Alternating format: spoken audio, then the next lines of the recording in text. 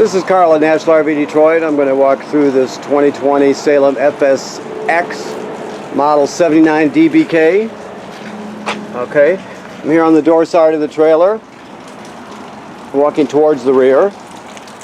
So you can see you have a quick connect under here for your LP system. If you have a grill or a griddle or whatever you have, that's a low pressure gas appliance, you can hook it right to here. Alright, then you have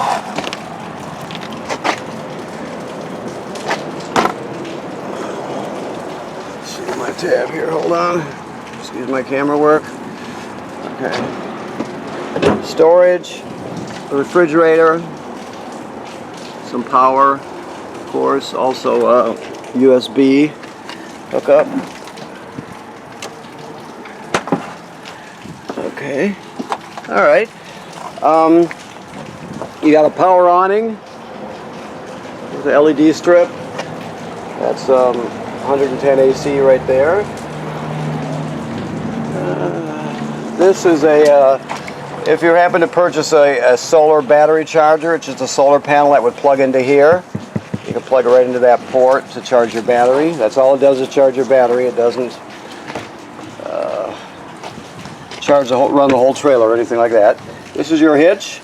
We'll go over it with you when you get here. It's a Husky centerline weight distribution hitch with built-in sway control, so it's a good one. If you ever need to refresh your memory, you can always go to their website and look at their hitch up video also. Also, you have stabilizers on each corner. Just takes a 3/4 inch crank or 3/4 inch socket on the end of a drill. Also, when you're bringing your awning out, you always want to make sure that your entry door has to be at 90 degrees or less from closed position, so your awning arm can travel freely without hitting the door. So always keep that in mind. That's important. You got a LP tank, a deep cycle marine battery. Alright, this is your water heater here on the outside. This works on gas. So the switch operated is inside. I just need to show you that this right here, let's see what we got here if I can see it. Come on now, right there. This is the drain for it. It takes an inch and a 16 6-point socket to take it in and out, but that's where you would drain it. Alright, two ways to get water into the trailer. The most common way is your city water connection right here. You just hook the hose up, turn it on, and you're all set, ready to go. Now if you go to a campground that doesn't have plumbing on the campsite, you can pre-fill your onboard fresh water tank right through here. And basically, if a state park, for example, they usually will have a fill station when you first go in there. Some of the more rustic ones, you'll need to think farther in advance to fill it up, but fill it up right there. Okay, this is your power cord. It's 30 feet long, 30 amp, black tank flush. I'll show you how that works right now. All right, so these are your dump valves. You got a black dump valve for the black tank. That's closed. The black tank is toilet water and waste. The gray tank is sink and shower water. So what you'll do is you'll hook your hose onto here. The other end goes in the dump station, of course. Then you'll dump the black tank first. Then when it's done dumping, you'll pull the gray tank. You do that because the gray water is cleaner than the black water. Like I said, the black tank holds toilet water and waste. The gray is sink and shower water. So it's cleaner water than the black water. So you'll do it in that order. Then if you leave your black tank valve open like that, you can come up here to the black tank flush, hook your hose up onto it right here, and turn on the water and it'll flush out your black tank, which is a good thing. Just make sure you always have the valve open before you turn on the water. Also, these are low point drains. They're just the lowest point of your plumbing. I use that during winterization and de-winterization, that sort of thing. This is just cable or satellite through to the interior of the trailer. It's just a coax. You have an outside shower / sprayer right there. This housing tells us that we're pre-wired for a backup camera.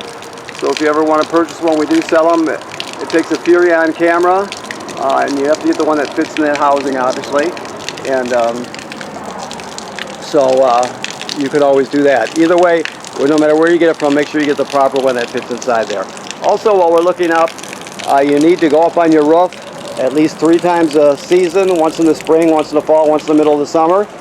And you're going to go up there and look around at all the sealant down the roof. Make sure there's no cracking or separation starting. And if you do see that, you got to get it taken care of immediately. It's very important to inspect your roof. You have to do it, okay? All trailer owners have to inspect their roof. Hopefully I got my lenses semi-dry here. Okay, so you got a Boss wireless speaker here, of course. Then you got your control panel. You set your levels here, you check them. Your battery's charged. Your fresh water is just about full, but we'll drain that. We're still water testing. Your black and gray are both empty. You see they graduate up in 1/3 increments as they fill, so once your black tank gets past, 2/3 or so, you're going to have to think about dumping it. Also, your water pump is here. I told you about that. Your water heater is here. And your awning switch right there. Never leave the awning out unattended. If you're not at the campsite, you want to reel it in so there's no damage. Okay. This device here is your power or your LP gas and carbon monoxide alarm. It should always be green like that. If not, you want to get it serviced. If it goes off, you take everybody outside. Obviously, shut the gas off at the front and figure out what's going on. All right. Your range top you just light like a grill. This device here is your power converter. So what this does, it converts 100 and let me see, get it back in the frame here. It converts 110 AC over to 12 volt DC. So you can see you got regular AC power on this side, regular household type circuit breakers. Then the power is converted to 12 volt DC over here. And you got regular 12 volt fuses there. If they ever blow, they'll light up, so you can see them through this perforated plastic. You'll see it lit up there, so you know. Also, when you're plugged in to shore power, this will charge your battery. So it always keeps your battery charged. Now, I just want to show you that right now this says behind this panel, you see there's 2 screws holding it on. They're all numbered 2 square-headed screws. But this says it's the antifreeze inlet for winterizing your trailer. So you'd move those 2 screws, and there's a winterizing hose with a selector valve, and you'll be able to draw the antifreeze. You stick the one end of the antifreeze, or the winterizing hose right into the antifreeze bottle, and you draw it right out of the bottle. This one will take between 1 gallon and 2 gallons to winterize. So that's where that's done. Also, the water heater has bypass valves on the back.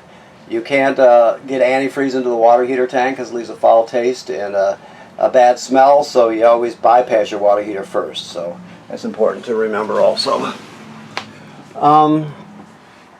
This is a gas absorption refrigerator. So basically we're off. Auto means electric. The reason they call it auto is because it automatically seeks out 110 AC, and if it can't find it, it'll switch over to gas automatically. Or if you're on gas and you plug it in, it'll automatically switch over to electric automatically. Or if you're away from the campground and you have a power failure, you're running on electricity, it'll automatically switch over to gas so it don't spoil your food. Okay. You can go just to gas there. If this ever starts flashing, it means it faulted, it didn't light, so you just shut it off and turn it back on again. But like I said, if you're on auto, it'll always look for electricity first, and then if it can't find it, it'll go for gas. Alright, cool. 2 nice size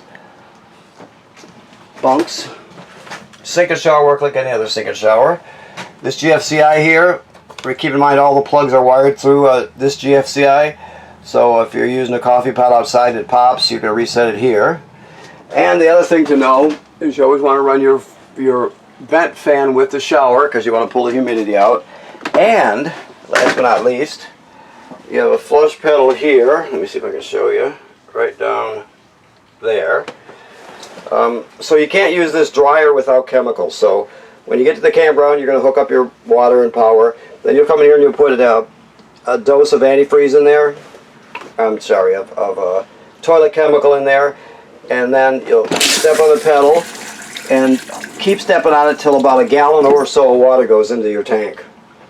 You don't have to be exact, you're just using common sense. So the bottom line is you have to have chemical and a little bit of water to start using this. You never start dry or without chemicals. So the black tank is directly below that, and really what you're doing is putting a little water in your black tank and your chemical in your black tank, okay? So that's important.